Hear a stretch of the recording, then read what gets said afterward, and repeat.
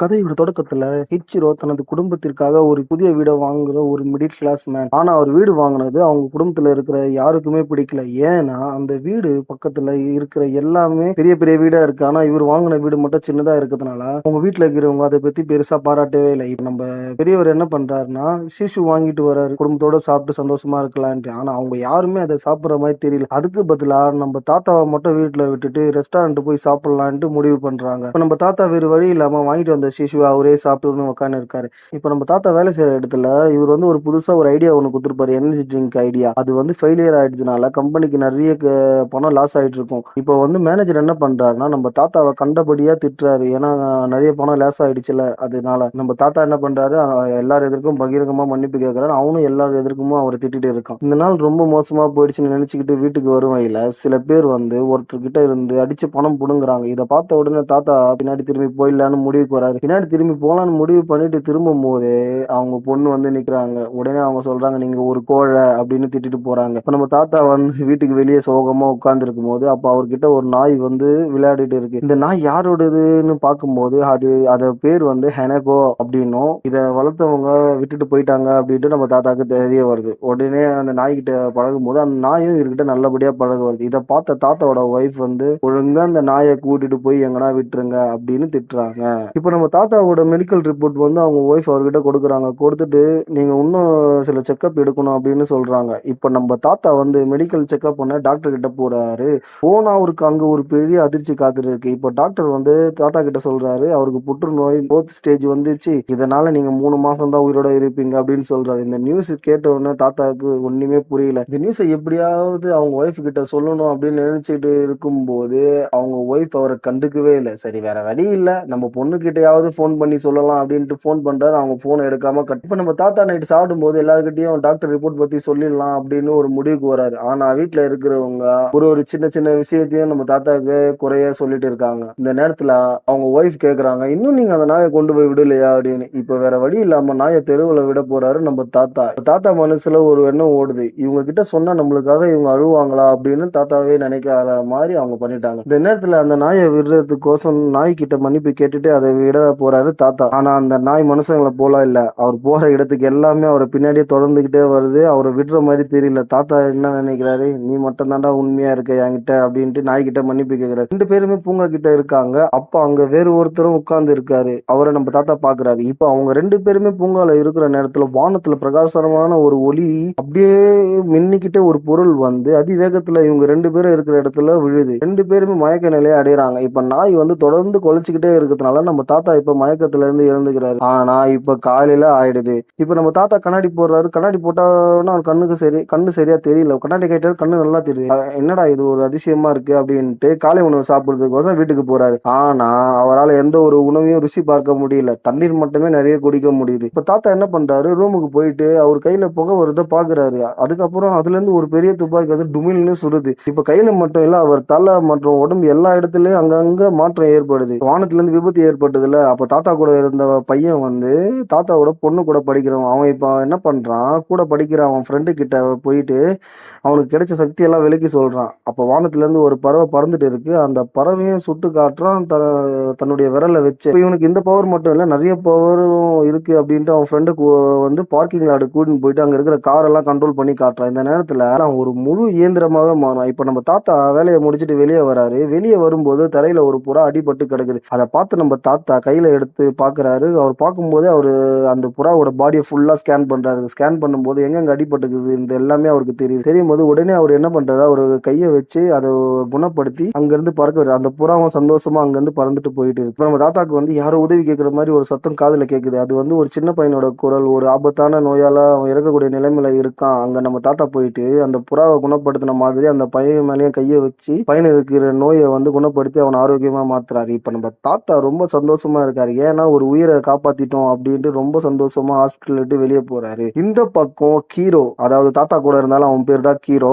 அவன் வந்து ஃப்ரெண்டை வந்து ராக்கிங் பண்ணாங்கல்ல, அவங்க கிட்ட கூட்டிட்டு போறான். இப்ப அவங்க எல்லாரையும் மிரட்டுறான். மேலும் அவங்க கிட்ட மன்னிப்பு கேட்கவும் சொல்றான் நம்ம கீரோ. இப்ப அவன் கையை பிடிச்சி அப்படியே ஒரு முறுக்குனா வலி தாங்க முடியாம அவங்க எல்லாமே கத்துறானுங்க. இப்ப என்ன பண்றான், விரலை வச்சு அவங்கள சுட பாக்குறான். உடனே கூட இருக்கிற ஃப்ரெண்டு, என்னடா பண்ற, போதும் நான் விடுற, அவனை கொன்ற போறடா அப்படின்ட்டு நம்ம கீரவை தடுக்கிறான். இப்போ இங்க நடக்கிறதெல்லாம் சியோன் என்ற ஒரு பொண்ணு பார்த்துட்டே இருக்கா. இப்போ அவளுக்கு ஹீரோ மேல ஒரு கிரஷ் வருது. இப்ப அவ சொல்றா, "நீங்க ரொம்ப தைரியமான ஆள்" அப்படின்னு சொல்றா. அதுக்கு ஹீரோ சொல்றான், "உங்க பாராட்டுக்கு ரொம்ப நன்றின்னு" சொல்லிட்டு சிரிச்சுக்கிட்டு அங்கருந்து போறான். இப்ப ஹீரோவோட அவங்க அப்பா வந்து அவங்க அம்மா கூட இல்ல, டைவர்ஸ் கொடுத்து தனியா வேற ஒரு ஃபேமிலியா இருக்காரு. ஆனா இருந்தாலும் ஹீரோவோட அவங்க அம்மா வந்து அவர் மேல அக்கறையா இருக்காங்க. அதே மாரி இவனையும் அவருக்கு மேல அக்கறையா இருக்கிற மாரி சொல்றாங்க. ஃபோன்லயும் அவர்கிட்ட பேசிட்டு இருக்காங்க. இப்ப ஹீரோ எப்பயாவது அவங்க அப்பா கிட்ட போகும்போது அந்த ஃபேமிலி கூட உட்கார்ந்து சாப்பிடுறான். சாப்பிடும்போது அவன் தம்பி கூடயும் விளையாடுறான். இப்ப இருக்கிற அவங்க அப்பாவோட 2வது மனைவிய பார்க்கும்போது மட்டும் அவனுக்கு ரொம்ப கோவம் வருது. அதே நேரம் அவனுக்கு தீய உணர்ந்து அவன் அவங்கள எப்படியாவது ட்ரிகர் பண்ணி சுட்டணும்னு நினைக்கிறான். ஆனா அவங்க அப்பா முகத்த பார்க்கும்போது, சரி நம்ம அப்பா நம்மள நல்லா தானே பார்த்துக்கிறாரு அப்படின்ட்டு அங்கேருந்து வெளிய வரான். இருந்தாலும் அவனுக்கு அந்த ஃபேமிலி மேல இருக்கிற கோவத்த அவனால கண்ட்ரோல் பண்ண முடியல. அதனால அந்த கோவத்த எங்கேயாவது காட்டணும் அப்படின்ட்டு வேற ஒரு குடும்பத்த வந்து அட்டாக் பண்ணி அங்க இருக்கிறவங்கள சுட்டு தள்ளுறான். இப்ப நம்ம தாத்தா மருத்துவமனையில நெறைய பேரு குணப்படுத்திட்டே இருக்காரு. குணப்படுத்திட்டே இருக்கும் பொழுது இந்த நிகழ்வு வந்து அவருக்கு தெரிய வருது. உடனே அங்க ஹீரோ சுட்ட வீட்டுக்கு அவரு விரைந்து போறாரு. அங்க ஒரு பெண்ணோட தலையில குண்டு தொலைச்சு இருப்பத பார்க்குறாரு. உடனே நம்ம தாத்தா என்ன பண்றாரு, அவன எப்படியாவது காப்பாத்தணும் அப்படின்னு நினைச்சு தன்னுடைய சக்திய யூஸ் பண்றாரு. ஆனா அவருடைய சக்தி வந்து உயிரோட இருக்கிற பொருள் மேல தான் ஒர்க் ஆகும் அப்படின்னு நம்ம தாத்தா இப்பதான் உணர்றாரு. இப்போ ஒரு ரூம்ல ஹீரோ எல்லாரையும் சுட்டு சாவடிச்சுட்டு பாடி கிட்ட நின்னுட்டு இருக்கும்போது நம்ம தாத்தா அவன பார்த்து அடையாளம் கண்டுபிடிச்சிடாரு. இவன் தானே அன்னைக்கு நம்ம கூட பார்க்ல இருந்தான். நம்மளுக்கு சக்தி கிடைச்சுனா இவனுக்கும் கிடைச்சிருக்கும் அப்படின்ட்டு. இப்போ ஹீரோ என்ன பண்றான், உடனே நம்ம தாத்தாவ பார்த்தோனே எதுவுமே பேசாம சுட்டுறான். சுட்ட உடனே அவன் அங்கிருந்து பறந்து போயிடுறான். அவன் பறந்து போகுறதுக்குள்ளேயே நம்ம தாத்தா குணமாயிட்டு வெளிய வந்து பார்க்குறான். ஆனா அவன் அதுக்குள்ளேயே ரொம்ப லாங் பறந்து போயிட்டு இருக்கான். இப்போ ஹீரோவோட ஃப்ரெண்டு வந்து ஹீரோவ சந்திச்சு, "இப்ப நடந்த கொலையெல்லாம் நீ தானடா பண்ண? ஏன்னா தலையில சுட்ட அடையாளம் இருக்கு. ஆனா குண்டு எதுவுமே இல்ல. உன்னால மட்டும் தான் இப்படி பண்ண முடியும்" அப்படின்னு கேட்குறான். "எப்படி இருந்தாலும் ஒவ்வொரு நாளும் யாரா இருந்தாலும் இறக்கதான், நான் கொன்னவனா இருக்கக்கூடாது. இப்ப நான் கடவுள்றா" அப்படின்ட்டு அவன் ஃப்ரெண்டு கிட்ட சொல்றான். அவன் ஃப்ரெண்டுக்கு என்ன பண்றதுன்னு தெரியாம ஒரே பயத்தோட இருக்கான். இப்போ அவன் சொல்றான், "நீ கொல்லப்போற மக்கள் நினைச்சு நீ வருத்தப்படுறது இல்லையாடா?" அப்படின்ட்டு. அதுக்கு ஹீரோ சொல்றான், "எனக்கு என்னடா வருத்தம்" அப்படின்னு சொல்லும்போது அவன் ஃப்ரெண்டு பயத்துல அங்கிருந்து ஓடி போயிடுறான். இப்போ ஹீரோ வந்து அவங்க அம்மா கூட பேசிட்டே இருக்கான். அவங்க அம்மா சொல்றாங்க, "இனிமே நீ உங்க அப்பா கூட தான் இருக்கணும். என்னால இனிமே உன்னை பாத்துக்க முடியாது" அப்படின்னு சொல்ல, அதுக்கு அவன் ஏன்னு கேட்கறான். அதுக்கு அவங்க அவங்க சொல்றாங்க, "பெருமூளையில கேன்சர் வந்திருக்கு. இது வந்து ரொம்ப முத்தி போயிடுச்சுன்னு டாக்டர் சொல்றாங்க. என்னால ரொம்ப நாளும் வாழ முடியாது. அதனால உனக்கு ஒரு துணை வேணும். எனவே நீ வந்து உங்க அப்பா கூட போயிட்டு இரு" அப்படின்னு கட்டி பிடிச்சு அழுகுறாங்க. தாத்தா வந்து அவங்க வீட்டுக்கு போறாரு. வீட்டுக்கு போனதும் கம்பெனில இருந்து வேலையிலேருந்து தூக்கிட்டாங்கன்ற விஷயம் எல்லாருக்கும் தெரிய ஆரம்பிக்குது. உடனே அவங்க ஒய்ஃப் ஒரு சைடு கத்துறாங்க. அவங்க பொண்ணு வந்து, "நீங்க எதுக்குமே உதவ மாட்டீங்க" அப்படின்னு. தாத்தா ரூம்ல இருந்து அழுதுட்டே, "நம்ம என்னடா பண்றது? குடும்பத்த சரியா பாத்துக்க முடியாம போயிடுச்சே மத்தவங்கள காப்பாத்துனதுனால" அப்படின்ட்டு நினைச்சுட்டே இருக்கும்போது ஹீரோவோட ஃப்ரெண்டு வந்து புலம்புற சத்தம் வந்து நம்ம தாத்தாக்கு கேக்குது. இப்ப தாத்தா ரூம்ல இருந்து அழுதுகிட்டே இருக்காரு. நம்ம குடும்பத்த பார்க்காம விட்டுட்டோமே. ஆனா பல கொலைகள்ல வந்து நம்மளால தடுக்க முடிஞ்சது. இதெல்லாம் கரெக்ட் தான் அப்படின்ட்டு யோசிச்சிட்டே இருக்கும்போது இந்த நேரத்துல திடீர்னு அவருக்கு ஒரு குரல் கேக்குது. அந்த குரல் யார் குரல்னா நம்ம ஹீரோவோட ஃப்ரெண்டோட குரல் தான் அது. அவன் என்ன ப்ரேயர் பண்ணியிருக்கான்னா, "இது மாதிரி என் ஃப்ரெண்டு நெறைய பேர அப்பாவி மக்கள கொன்னுட்டு இருக்கான். இத யாராவது தடுக்கணும்" அப்படின்ட்டு அந்த குரல்ல கேட்டுட்டு இருக்கு நம்ம தாத்தாக்கு. இப்ப நம்ம தாத்தா ஒரு முடிவு பண்றாரு. எல்லாத்தையும் கொன்னுட்டே போயிடுவான் போல இருக்கு. இவன விட்டா இவனை எப்படியாவது தடுக்கணும் அப்படின்னு தன்னுடைய முழு சக்தியும் காட்ட பாக்குறாரு. அப்போ அவர் சட்டையெல்லாம் கிழிஞ்சுக்கின்னு மிஷின் மூலியமா திரும்பவும் பறக்க ஆரம்பிக்கிறாரு. பறக்கும்போது கூடவே அந்த நாயையும் கூட்டிட்டு போறாரு. பார்க்ல ஹீரோவோட ஃப்ரெண்டு உட்கார்ந்து இருக்கான். இத பார்த்து நம்ம தாத்தா வந்து பேசுறாரு. "அன்னைக்கு நைட் என்னடா ஆச்சு?" அப்படின்ட்டு கேட்கும்போது அவன் எல்லாத்தையும் சொல்றான். இது மாதிரி அவன் எல்லாரையும் கொன்னுட்டான் அப்படி இப்படின்னு சொல்லும்போது தாத்தா சொல்றாரு, "நாங்க 2 பேர் தானே அந்த பார்க்கான இருந்தோம். அப்போ 2 பேருக்கு தான் சக்தி இருக்கும்" அப்படின்னு சொல்லும்போது, "அப்போ அவனால சுட முடியுதுன்னா அப்போ உங்களால சுட முடியும்" அப்படின்ட்டு இவங்க 2 பேருமே சேர்ந்து ட்ரைனிங் எடுக்க பாக்குறாங்க. பண்ணிட்டே இருக்கும்போது ஆனா நம்ம தாத்தா என்னதான் ட்ரை பண்ணிட்டே இருந்தாலும் அவரால எதுவுமே பண்ண முடியல. இப்போ பாருடா, வாட்டர் பாட்டில் இருந்து தண்ணிய குடிச்சிட்டு எப்படி சுடுற அப்படின்ட்டு திரும்பவும் ட்ரை பண்ண ஆரம்பிக்கிறார். லைட்டா மட்டும் அந்த டின்னு நகருது. இந்த பக்கம் ஹீரோ வந்து அவங்க அம்மாவோட ஹாஸ்பிட்டலுக்கு போறான். ஹாஸ்பிட்டல்ல போயிட்டு செக் பண்ணி பார்க்கும்போது அவங்களுக்கு இருந்த நோய் எல்லாமே குணமாயிட்டு இருக்கு. காரணம் ஏன்னா ஹீரோ தன்னுடைய சக்திய பயன்படுத்தி அவங்க அம்மாக்கு இருக்கிற நோய் எல்லாம் குணப்படுத்த பார்த்திருக்கான். அதே மாதிரி குணமும் படுத்திட்டான். இப்ப டாக்டர் சொல்றாரு, "உங்க பாடியில எந்த ப்ராப்ளமும் இல்ல. உங்களுக்கு இருக்கிற கேன்சர் எல்லாம் குணமாயிடுச்சு" அப்படின்னு சொல்றாரு. இப்ப 2 பேருமே சந்தோஷமா வெளிய பேசிட்டே வராங்க.